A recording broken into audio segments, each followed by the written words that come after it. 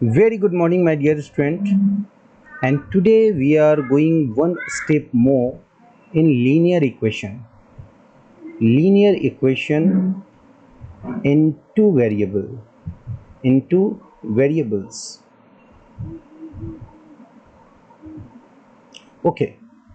The first point already we have discussed that a1x plus b1y plus c1 is equal to 0. This is the general form of linear equation. This is the general form of linear equation in two variables.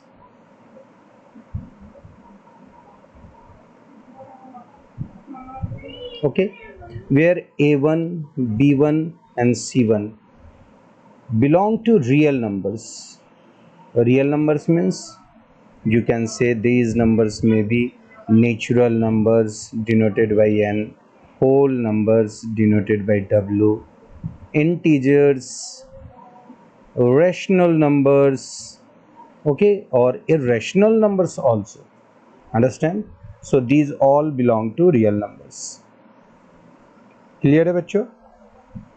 Today we are going to know about one more method that is called elimination method.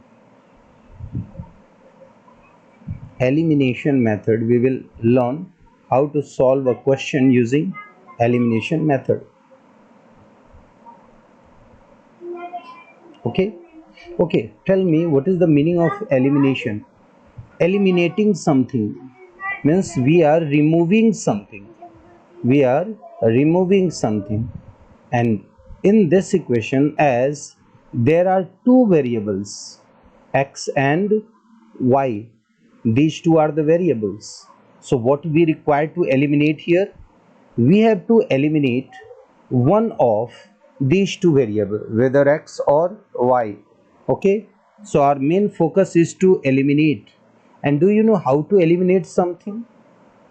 किसी भी चीज को eliminate कैसे करेंगे? तो पहले बच्चों मैं एक छोटा सा एग्जांपल लेता हूं. Suppose to have you have bought 2 pens and 5 pencils. 2 pens and 5 pencils, and the cost of these is 45 rupees. Rupees 45. Clear है? Suppose you bought another set of 2 pens and 4 pencils. 4 pencils in rupees 40. You spent only rupees 40. Now see, what do you see here? Number of pens in both the sets are equal. 2 pens. Okay, you have only 2 pens in both the equation. Clear hai? And now see, if here there are 2 pens in both the equation, so you can easily compare that the 45 rupees or 40 rupees difference between these 2 rupees is the difference between the number of pencils. Okay, यहाँ पे जो आपको pencil के number के बीच का जो difference दिख रहा है, वो डिफरेंस क्लियरली आप कंपेयर कर सकते हो कि ये दोनों के बीच के अमाउंट का डिफरेंस है. क्यों? Because the 2 pens are same in both the cases, both the equations. Understand? Where pen and pencil are variables, because you cannot say ki what is the cost of pen and what is the cost of one pencils. So here we are removing these pens in this equation because they are equal in number. So if we compare, or if we want to use this elimination method, we may subtract these equation to eliminate number of pens. Okay, तो आपने क्या देखा, यहाँ भी 2 pen है, यहाँ भी 2 pen है. तो अगर मैं माइनस करूँ तो आपको मिलेगा 5 pencils minus 4 pencils, it means 1 pencil. And what is the cost of 1 pencil? That is 5 rupees. That is rupees 5. Okay, so you get the answer of pencils. Similarly, if I say 2 pens plus 5 pencils cost rupees 45, whereas 2 pens plus 4 pencils cost rupees 40. So tell me one thing, that as the number of pens are equal in both the cases, so you have to eliminate only here pens, but you want to eliminate this number of pencils, then how it is possible to eliminate these number of pencils from these two equations?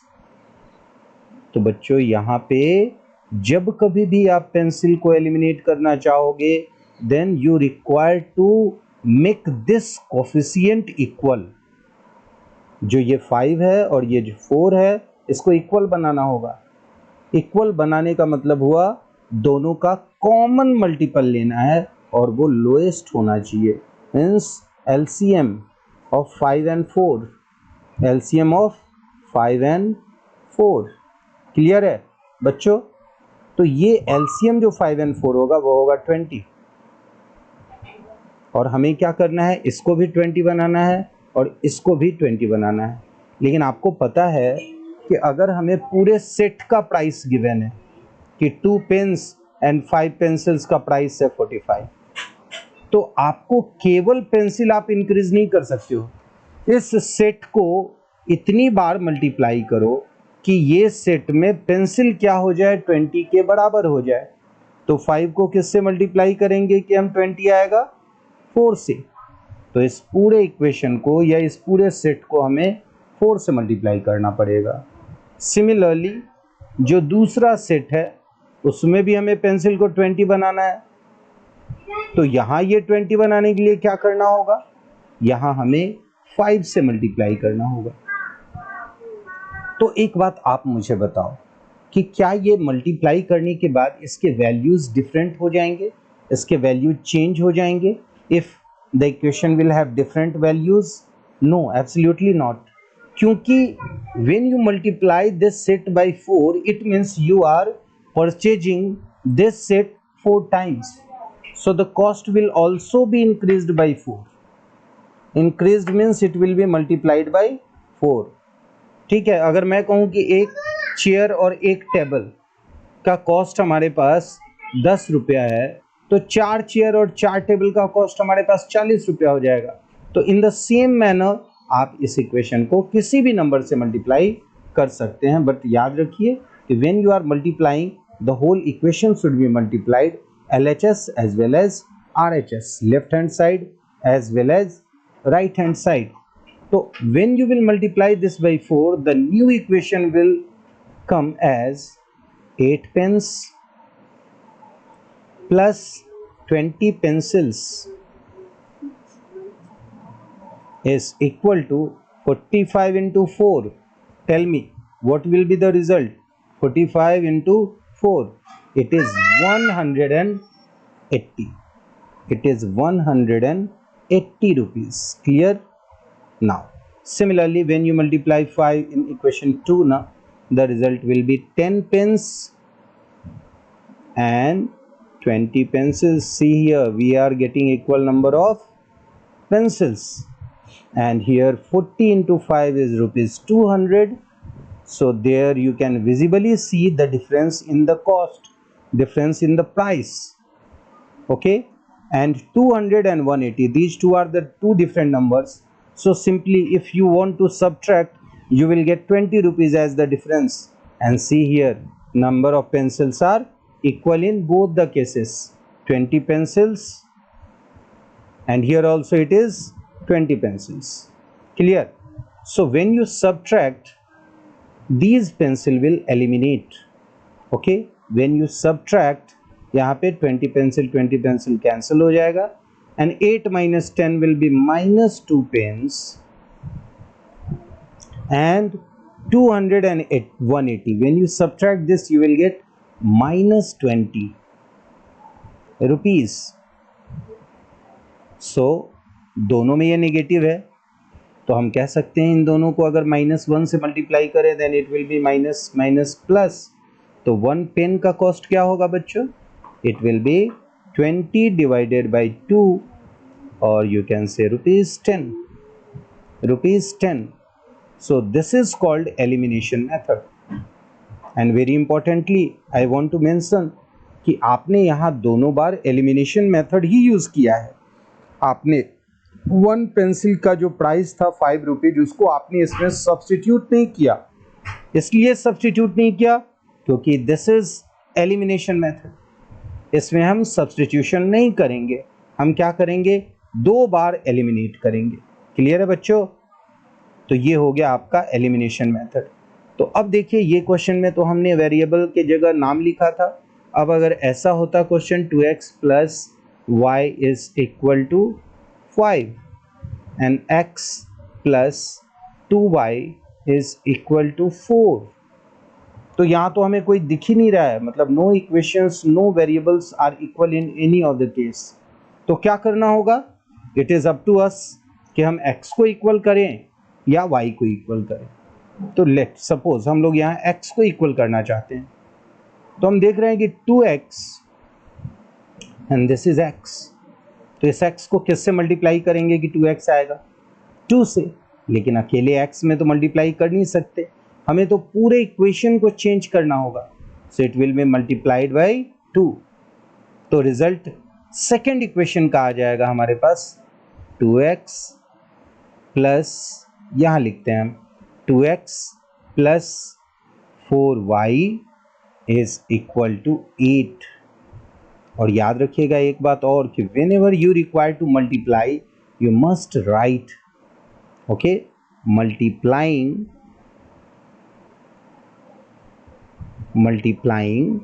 equation 2 by जो भी number से आपने multiply किया 2. Okay, तो यहाँ पे जो हमें मिलेगा वी गेट, हमें क्या मिल रहा है? वो मिल रहा है हमारे पास ये 2x plus 4y is equal to 8. ये मिल रहा है हमारे इक्वेशन को मल्टीप्लाई करने के बाद. यानी हमारा इक्वेशन पहले ये था, बट जब हमने इसको मल्टीप्लाई किया तो हमारे पास जो रिजल्ट आया वो ये आया. ये सेकंड इक्वेशन है. और अगर मैं बात करूँ फर्स्ट इक्वेशन के बारे में, तो फर्स्ट इक्वेशन में अब 2x हमारा क्लियर है, तो इसे हम यहाँ लिख सकते हैं 2x plus y is equal to 5. अब क्या ऐसा लग रहा है कि हमारा कोई वेरिएबल इक्वल है x या y में? x में 2x है, यहाँ भी 2x है, बिल्कुल इक्वल है. तो अब ये कंपेयर करना हमारे लिए इजी हो गया. यानी ये जो 4 है और ये जो 1 है, so the difference in these two number is the difference between these two number 8 and 5. So we are eliminating x, and to eliminate we require to write it as subtracting.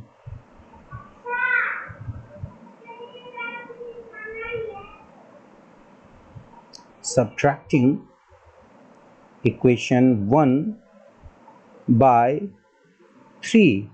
और ये जो हमने मल्टीप्लाई करके लिया है इसको हमने 3 बना दिया, और हमारा ऊपर में इक्वेशन 1 था जो ये रह गया. तो एक बार आप इक्वेशन 1 देख लीजिए, ग्रीन हाईलाइट में किया हुआ है, दैट इज हियर.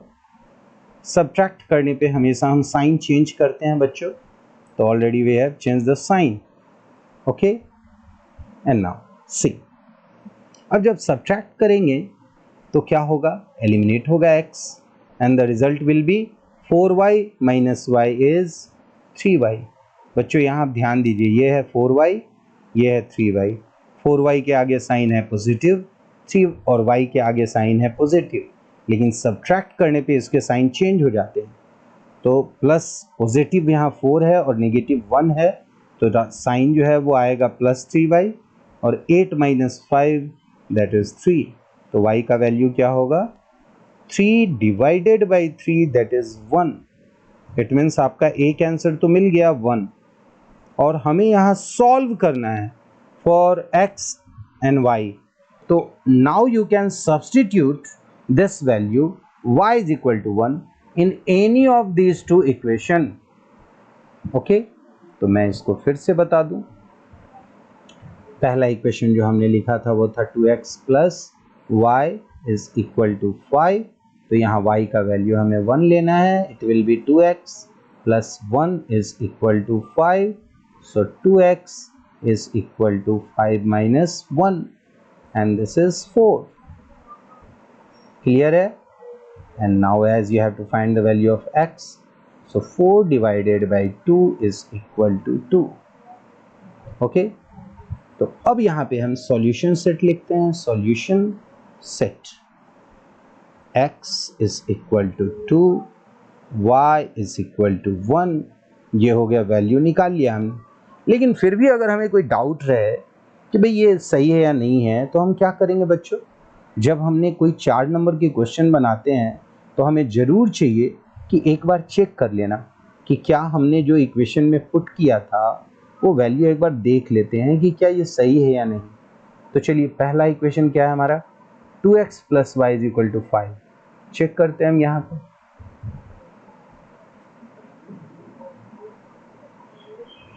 चेक करके इसको देख लेते हैं. 2x plus y is equal to 5. ये है, x के जगह हम पुट करते हैं 2 का, तो क्या होगा 2 इंटू 2, और y के जगह पुट करते हैं 1, तो क्या होगा हमारे पास 4 प्लस 1 दैट इज 5. और यही है हमारा RHS. तो you can say LHS is equal to RHS, मतलब सही है. और इसका दूसरा जो इक्वेशन है उसको भी एक बार हम लोग देख लेते हैं. That is x plus c x plus 2y this is equal to 4. तो यहाँ क्या हो जाएगा, इसको भी चेक करते हैं. x plus 2y is equal to 4. It means x का वैल्यू हमारे पास क्या आ गया है, 2. यहाँ दिख रहा है आप लोग, ये देखिए, x का वैल्यू है 2 और y का वैल्यू है 1. तो हमने इस x के जगह लिखना है 2 और y के जगह हमें लिखना है 1. तो 2 इंटू वाई के जगह 1, क्या हो जाएगा 2 plus 2 that is 4. Again LHS is equal to RHS. So you can say कि हमने प्रूव कर लिया, वेरीफाई कर लिया, तो हमारा आंसर भी बिल्कुल सही है. तो बच्चों, जब कभी भी ये क्वेश्चन बनाए तो एक बार कम से कम ज़रूर उसको रिवाइज कर लें. क्लियर है? आई होप कि ये बिल्कुल क्लियर होगा. और यहाँ देखिए, हमें यही काम करना है. अब एलिमिनेशन मेथड से इसको सॉल्व करना है, क्योंकि यहाँ पे आपको दिख रहा होगा कि यहाँ एलिमिनेशन मेथड है. तो हम लोगों ने बाकी बात कर लिया है, सब्स्टिट्यूशन बात कर लिया है, हालांकि डिस्कस हमने क्लास में एलिमिनेशन भी किया है. तो I am very very hopeful कि आप लोग ये कर लेंगे.